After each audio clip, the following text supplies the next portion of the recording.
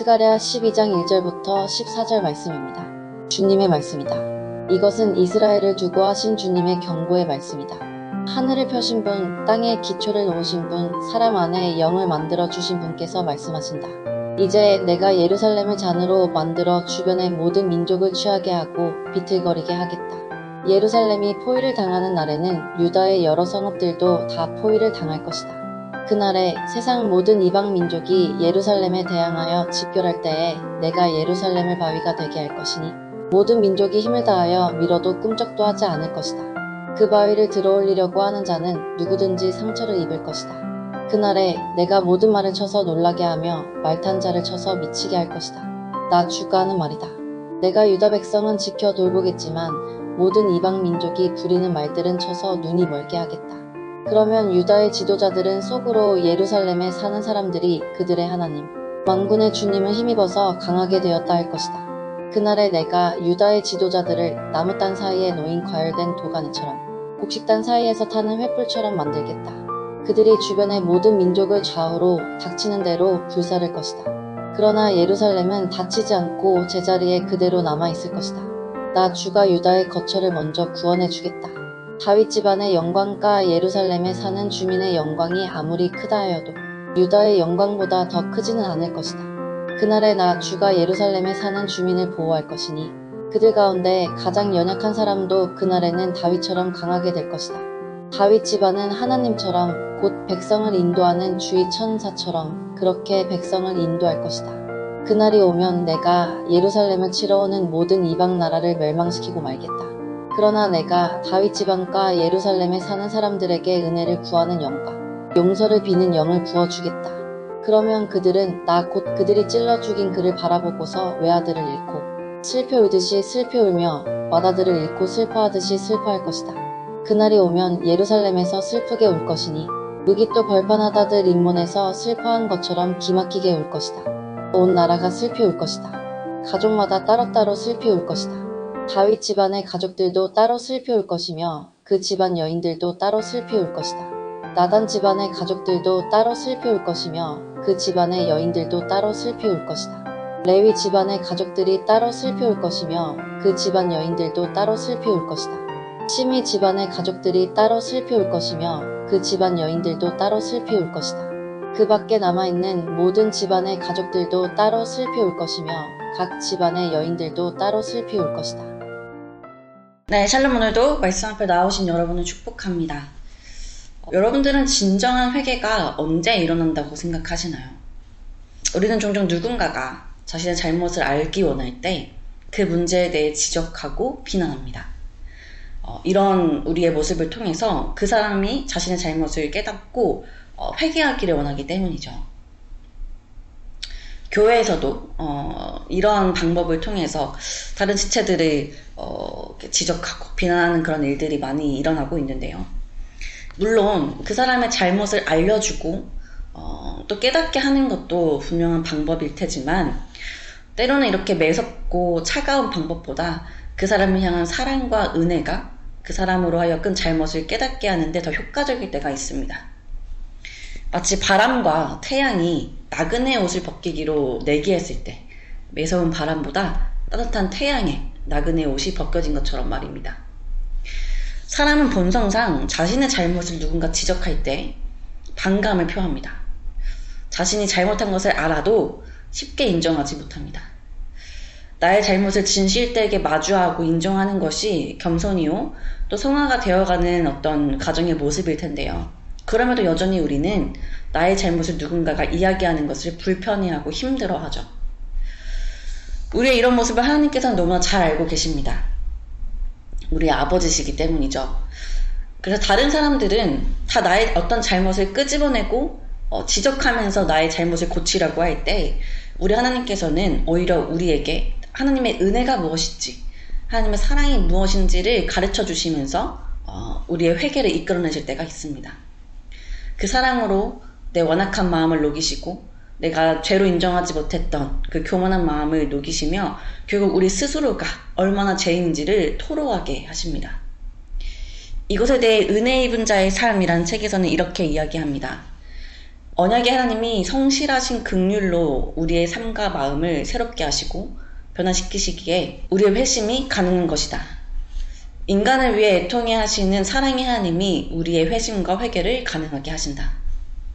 즉 우리 안에 진정한 회개가 일어날 때가 언제냐면 나를 향한 하나님의 깊은 사랑, 그 은혜를 경험했을 때입니다. 내 죄를 내가 너무나 잘 알고 있지만 시인하지 못하고 있을 때 그런 나를 사랑하시고 포기치 않으시는 그 아버지의 사랑을 대면하는 순간 우리는 우리의 죄를 시인할 수밖에 없는 것이죠. 오늘 우리가 나눈 본문도 이런 하나님의 사랑과 또 이스라엘의 회개가 기록되어 있습니다. 먼저 본문 1절부터 9절까지는 예루살렘을 통한 이방민족의 심판과 하나님의 구원이 기록되어 있고 10절부터 14절까지는 애통하는 심령을 부어주심으로 회개하는 이스라엘 모습이 기록되어 있습니다. 먼저 1절부터 9절의 내용을 함께 봅시다. 2절을 보니까 하나님께서는 예루살렘, 즉 이스라엘 백성들을 사면 모든 민족, 또 3절의 모든 이 민족에게 취하게 하는 잔, 무거운 돌이 되게 할 것이라 말씀하십니다. 또한 4절, 그날에 하나님께서 모든 말을 쳐서 놀라게 하시며 그 탄자를 쳐서 미치게 하시고 또 모든 민족의 말을 쳐서 눈이 멀게 하시겠다 말씀하십니다. 이는 이방 세력들을 무력하게 하시고 멸망시키심으로 결국 이들을 심판하시겠다는 하나님의 말씀입니다. 누구를 통해서요? 이스라엘을 통해서요. 그러나 4절에서 유다 족속은 누가 돌보신다 말씀하십니까? 하나님께서 돌보시겠다 말씀하십니다. 그래서 5절, 유다의 우두머리들이 마음속에 이르기를 하나님으로 인해 우리가 힘을 얻었다, 우리가 강하게 되었다 고백하게 될 것이라 말씀하십니다. 또한 8절에서도 하나님께서 예루살렘 주민들을 보호하시고 그 중에 약한 자가 다윗같이 강해질 것이라 말씀하십니다. 이방 민족들을 심판하시고 자신의 백성이 유다 민족, 이스라엘을 보호하시는 하나님의 열심은 9절에서 더 명확히 선포되고 있는데요. 예루살렘을 치러오는 이방 나라들을 그날에 하나님께서 멸하시기를 힘쓰실 것이라 말씀하십니다. 하나님께서 친히 이스라엘을 보호하시고 또 예루살렘을 치러오는, 예루살렘을 대적하는 이방 민족들을 하나님께서 멸하실 것이라는 것이죠. 여러분, 우리가 지금까지 스가랴서를 보았을 때 이 유다 민족은 하나님께 그렇게 신실했던 민족은 아닙니다. 북이스라엘도 마찬가지였죠. 유다 민족은 하나님께 범죄하여 바벨론의 포로로 끌려갔고 이들의 회심보다 하나님의 일방적인 은혜로 다시 예루살렘에 돌아오게 된 민족입니다. 돌아와서도 성전 재건에 힘쓰지 못했고 또 하나님께 그 마음을 온전히 두지 못함으로 책망을 받기도 했습니다. 그러니까 하나님께서 이렇게 유다 민족을 보호하시고 이방 민족들을 이스라엘 손으로 멸하실 만큼 이스라엘이 그렇게 하나님께 대하여 괜찮았던, 하나님께 대하여 뭔가를 잘했던 민족이 아니라는 것이죠. 하나님께서는 이렇게 연약한 자신의 백성들을 포기치 않으시는 모습을 보이십니다. 도리어 이들을 공격하고 대적했던 이방 민족들은 이 이스라엘의 손으로 심판하게 하시는 모습을 보이십니다. 그러니까 자식이 잘못해서 포로로 끌려가게 하시고 그렇게 혼을 내시고 벌을 주시지만 그래도 여전히 그 자식을 끌어안고 사랑하시는 하나님 아버지의 모습이 이 말씀에 잘 나타나 있습니다. 그렇게 나에게 훌륭한 자식, 나에게 대단한 자식, 나에게 신실한 자식은 아니지만 그럼에도 내 자식이기 때문에 끝까지 품어내시는 하나님의 모습인 것이죠.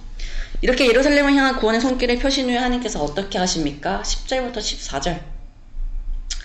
내가 다윗의 집과 예루살렘 주민에게 은총과 간구하는 심령을 부어주리니 그들이 그 찌른 바 그를 바라보고 그를 위하여 애통하기를, 독자를 위하여 애통하듯 하며 그를 위하여 통곡하기를 장자를 위하여 통곡하듯 하리로다 말씀하십니다.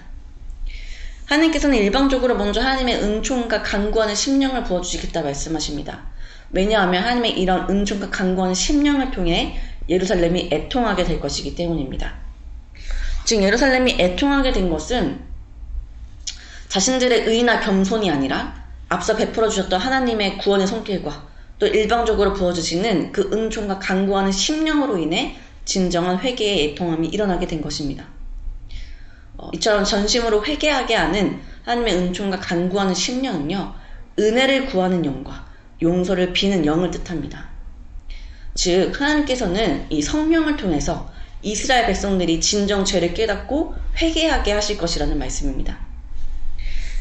여러분, 이렇게 하나님께서 은총과 간구하는 심령을 부어주셔서 이들을 애통하게 하시는데 그 찔림이 어찌나 큰지 10절과 11절에서 이렇게 말씀합니다. 특별히 10절에서 그들이 그 찌른 바 그를 바라보고 그를 위하여 애통하기를 독자를 위하여 애통하듯 하며. 여러분, 이 말씀에서 생각나는 분이 계십니까?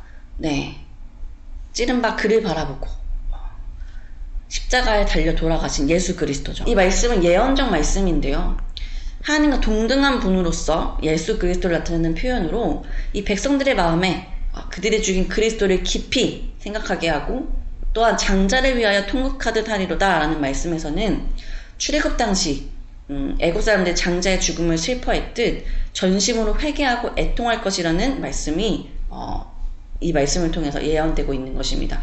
즉, 성령을 통해 일어난 그 회개의 찔림이 얼마나 컸던지, 독자를 위하여 애통하듯 장자를 위하여 애통하듯, 즉 외아들을 잃은 사람들처럼 그 슬픔 가운데 이스라엘이 통곡할 것이라고 말씀하고 있습니다.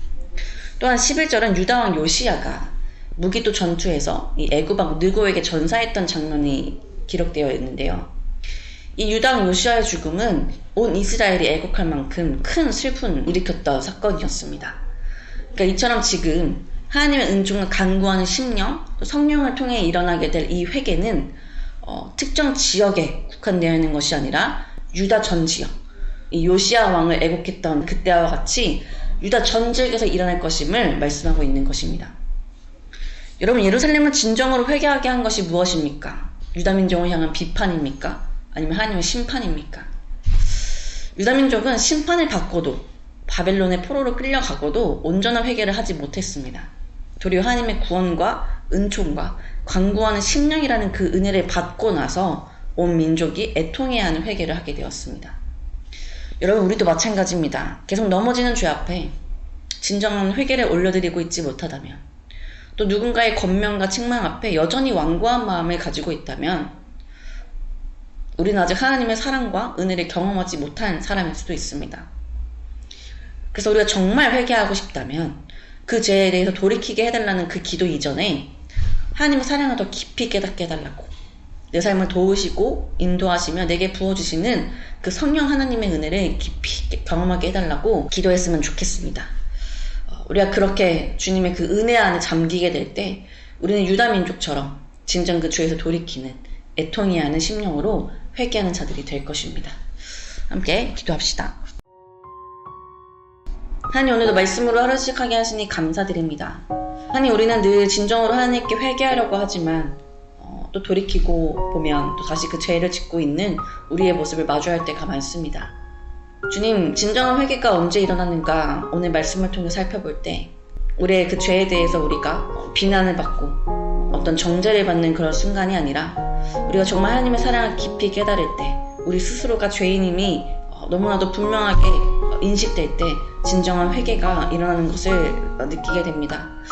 하나님, 우리 안에 여전히 회개하지 못하는 마음들, 회개하지 못하는 문제들이 있다면 주님, 다른 어떠한 기도보다도 하나님의 사랑을 깊이 깨닫게 해달라고 기도하는 우리가 될 수 있도록 인도하여 주옵소서. 또한 우리의 그런 기도 앞에 주님, 유다 민족들에게 베풀어 줬던 것처럼 우리에게도 주님의 은총과 간구하는 심령을 부어주셔서 성령 하나님께서 주시는 그 은혜 아래 우리가 진정으로 회개하고 돌이키며 또 우리의 죄에 대해서 애통해야 할 수 있는 자들이 될 수 있도록 인도하여 주옵소서. 오늘 하루 각자의 삶으로 나아가는 주의 청년들의 발걸음과 모든 하루 시간 가운데 함께해 주시기를 소망합니다. 그래서 각자의 삶을 돌아보아 회개하지 못하고 주님께 돌이키지 못하고 있던 삶의 영역들이 있다면 주님 그것을 깨닫게 하시고 내가 죄인임을 고백하는 진실된 마음을 허락하여 주셔서 우리가 날마다 하나님 앞에 흠없는 자들 될 수 있도록 인도하여 주옵소서. 우리 삶의 모든 이유 되시고 또 우리를 끝까지 사랑하시는 예수 그리스도의 이름으로 기도드립니다. 아멘.